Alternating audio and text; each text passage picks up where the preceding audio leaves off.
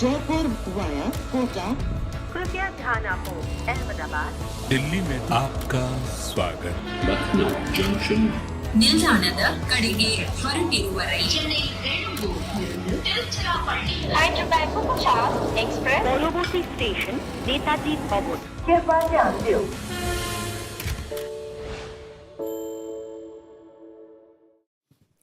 Hello and welcome. You're watching Cricbuzz Live. What is happening today in the Eliminator? Well, it is Mumbai playing Lucknow. Mumbai won the toss and decided to bat first. And it's been a really hectic batting effort. A lot has happened. You feel like you've got 40 overs worth in 20. There's been wickets, there's been runs, there's been impact subs, fielding, catches, contentious no balls, height issues. There's just so much that's happened. But that's what will happen when you take 2 hours to finish an innings. It's like a little movie. I'm Gaurav Kapur, with me Pommie Mbangwa and Michael Vaughan. Geez, that took a while, didn't it, Pom? It did. As you say, 2 hours. No, we're sitting in there, we're again, we're still going. We're still going.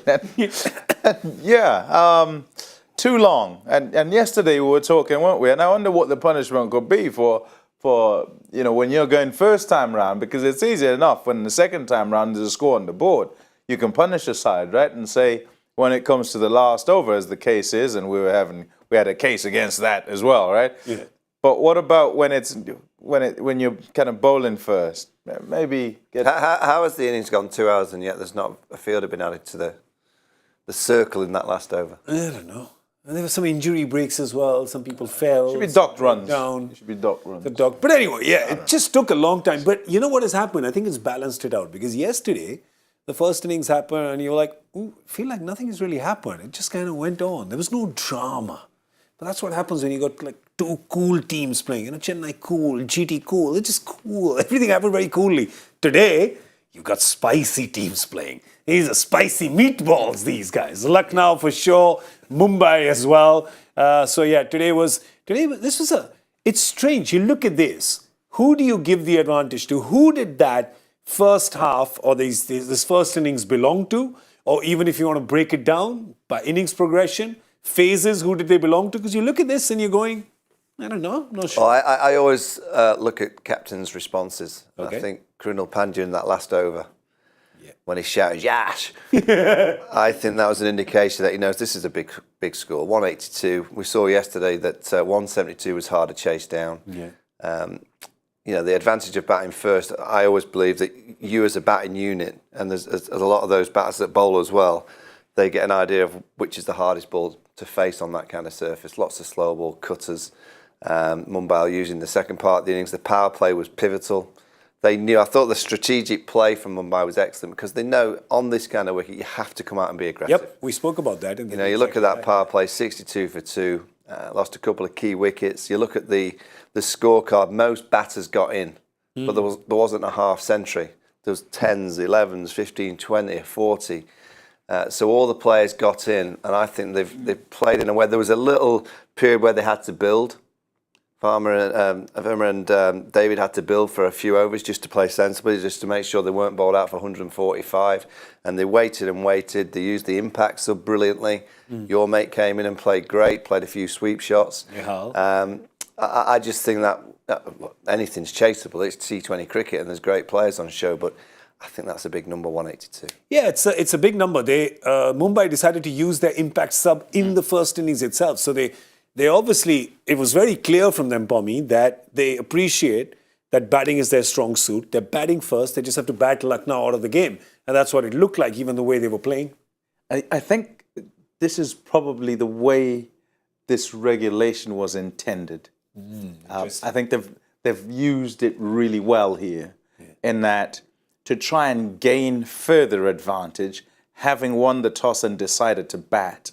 Not a case of we're in trouble, and I suppose you look at that differently when you say we're in trouble. They could have sort of allowed the innings to peter out. When I say peter out, let it carry on and go and say end up with 165, which is a fighting score. You have runs on the board and you should be okay.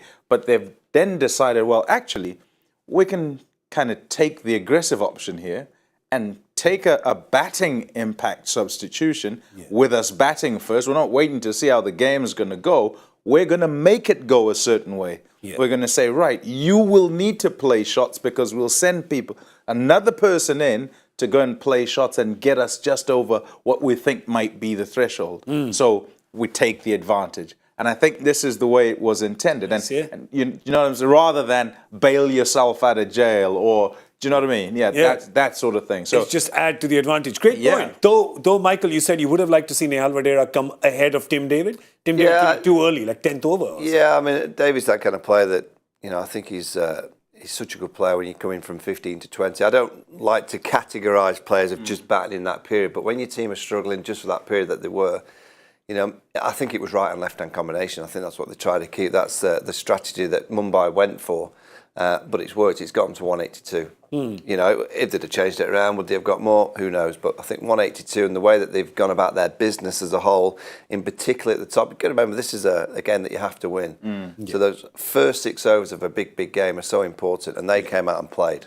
They came out and played some strong shots. I mean, Cameron Green came out at 3 and just went for it. Yeah, his role was a very, very clear role. First ball went for 4. Right, you go out there and hit some boundaries and get the momentum flying towards the Mumbai Indians. Look at that strike at 178. He'll be disappointed with getting out. He was set. It was a good piece of ball, a nice slow ball through the gate. But I like to see good strategy and clear thinking. I thought Mumbai's batting effort overall was very cleverly put together. Yeah, I mean, Tim David could have scored a few more runs, but he left the field. I'm saying left the field. I'm not saying he was out. What do you say? Is he out? I'm saying that you got to read in the paper, and the paper's going to say he's out. He was caught and he's out. And away we go. I never believe anything I read in the papers. It's a scorebook, okay? Look at the scorebook, not the papers. Okay? But what did you think? Was that a no ball or not a no ball? I think touch and go. So when it's touch and go, generally, even with line calls, with absolutely, there was a bumper later on, I think, which also was kind of touch and go. It's right on the edge, and that's fine. I don't mind if the benefit goes in favour of the bowler in that instance. Otherwise, you just about calling anything. When I say anything, everything that's anywhere near close, call him. We've got the bowler's perspective. Now let's get the batters. I think it was harsh. But I think if you're going purely by the guidelines of the rules, I think it was just under the waist in his stance. I think that's right. But I will say this, that if bowlers can get very good at bowling that delivery when they want to down the back end, it's not a bad ball to have up your arm. Yeah. If you can bowl a ball that a little full toss mid-thigh. Because as a batter, all right, you might be thinking about the Yorkie, so you're thinking about the ball coming here. But generally, particularly on a wicket like this, you're probably thinking about the slower balls into the surface, out and around there. So you're looking down there, and all of a sudden a ball comes at you, hit you like, oh, it's going to surprise you. Actually, if you can get very good at Now, if you can get expertly brilliant at running and bowling a 90 miles an hour waist just below ball, like baseball style, you're going to have a huge amount of success because there's not many batters who are going to say, oh, he's going to bowl with a beamer. Pretty much what it is. It's the kind of semi-beamer. It's so interesting. It's so right because there's a lot of wickets. I can't think. Look, I don't believe that. I'm not. The theory sounds good. There's not many bowlers that are very bright, so they won't be thinking about this. They won't be thinking out of the box. Now, I just want to tell you. By the way, the pivotal thing is it can't be wide. Yeah. Because width and arms, so it goes everywhere. If you took a batter up with that. You think about trying to strike a ball. Generally, you're thinking about hitting it long on, long off. So you're kind of thinking that way, and all of a sudden it comes at you like a baseball. Oh, so picture it: Michael Vaughan at the long off or mid wicket or whatever. Bosh, 6. Skip, sorry, I'm going for the hip, full. No, it's not. It can't be the hip. It's got to be the inside groin. Oh, there you go. Inside groin. Inside groin. There you go. How much margin do you have there if you're trying to bowl I'm just trying to give you bowlers that aren't very bright. Just this much. You don't have too much. Wiggle room is this much. I'm trying to give them another option. We're all saying it's a batter's game. there's another ball that if you're very good, you know, go and practice. I wouldn't want to be the batters in the nets that are having to face the practice deliveries. And you definitely don't want to do that after you say bowlers are not too bright. You don't want to be standing in the nets. So the coach comes up to him and says, just to let you all know, tonight, as batters, we're going to face this new delivery, and it's the beamer. So that's what we're going to be facing. All of us just beaming out. You all get Oxenford Shield, right? You just get that and stand. That's your best bet.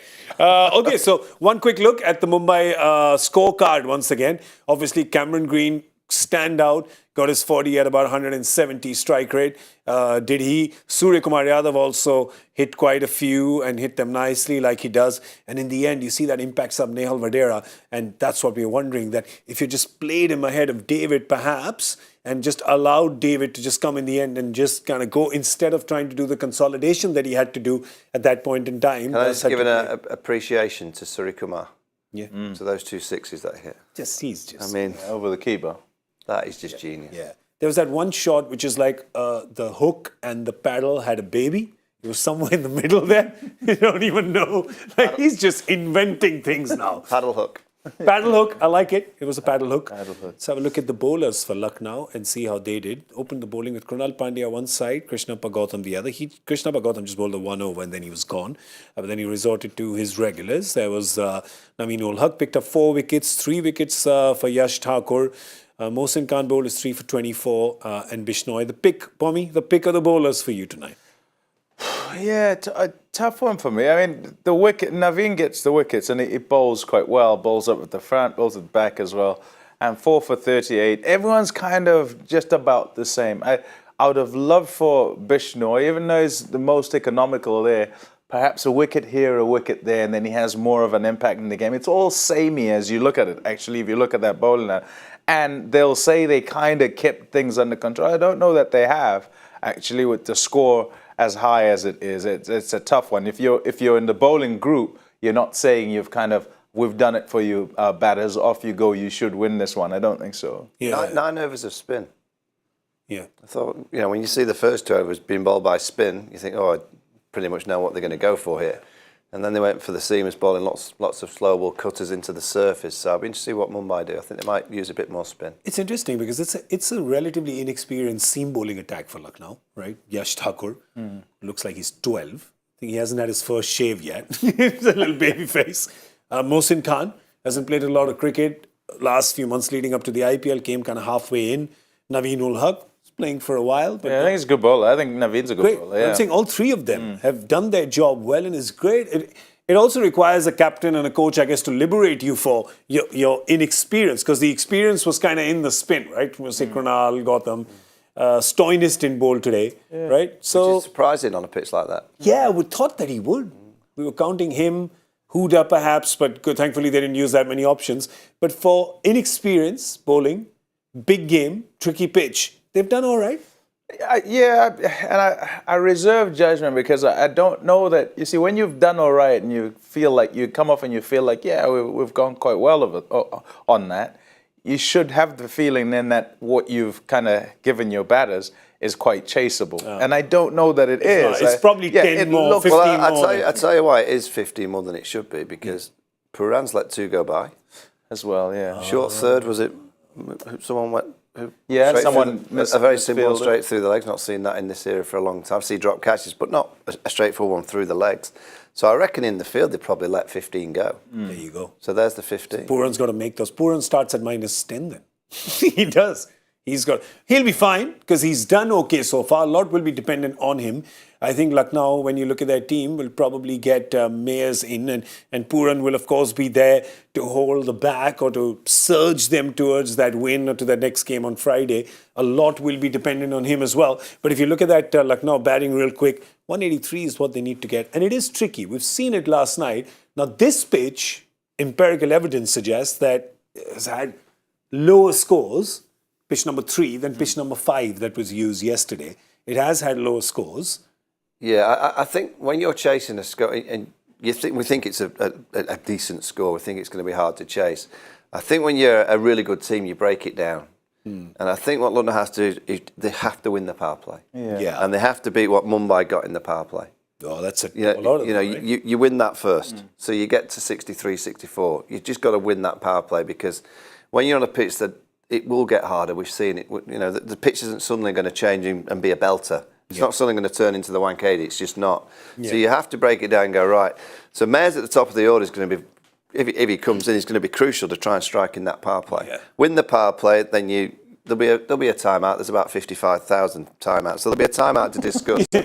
So you win the power play and then you reset and go again. You know, if you suddenly start at the start and go, oh, we need 183 on this pitch, you know, it's too far away. Yeah. Break it down, just win the first 6, then reset and go again. So Mayers will go one way. He only knows one way. Yeah. And they might well think, let's do spin to him even early on, but that's the best time for him to face the spin with the ball quite new and not necessarily gripping. And also, you have some leeway in that you don't have to strike it in the middle. You just have to get it over the guys, and away it'll go for 4.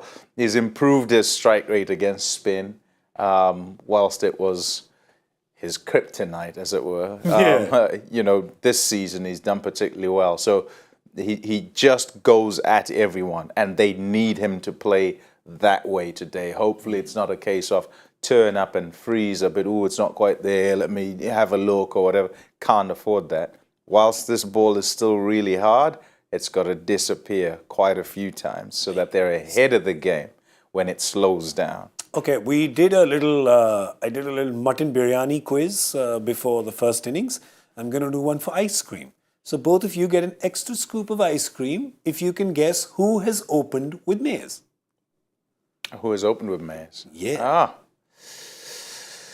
Show them the team. Show them the team. Come on. Stoinis. So your guess is Stoinis. If you show me the team, I'll There you go. Deepak Hooda. Deepak Hooda is your guess. Yours is Stoinis? Change it? I'm going to go Stoinis. Look at the two of them. I've never seen the two of them in this much pressure in their lives. All for a scoop of ice cream. Deepak Hooda didn't bowl, so... Serious. So you're saying Deepak Hooda, you're saying Marcus Stoinis. Anybody else? Any guesses? Anybody? You both are wrong. It's Prerak Mankad. Oh, okay. Yeah, Lucknow keeps throwing them up, man. Yeah. They keep throwing it up. So, yeah, he's opening. I will give you another chance to redeem yourselves because we all got it woefully wrong in the first innings with our score guesses. Power play score guess. Michael's going 64, isn't he? I'm not. I'm going to go. I don't think they'll get that. 53. 53. 48. 48. 48, 53. I'll go 58. Oh, nice. Done. Boom. Down. Time for us to go. I'm going to still give them ice cream anyway. They're good kids. They tried hard. I'll give them some. You guys both get some ice cream. Excellent. All right. We all scream for ice cream. We're out of here. We'll see you at the end of the 10th over with Cricbuzz Combox. Maybe we won't because we promised you in the first innings as well, but we didn't show up because it was chow time. Maybe we won't see you in the second one as well. I don't know. It's anybody's guess. Tune in to find out. I'm Gaurav Kapur. You are watching Cricbuzz Live. Goodbye. Jaipur via Kota. कृपया ध्यान आपको अहमदाबाद दिल्ली में आपका स्वागत Lucknow Junction. ನಿಲ್ದಾಣದ ಕಡೆಗೆ ಹೊರಟಿರುವರೈ Hyderabad Express পরবর্তী station Netaji ভবন।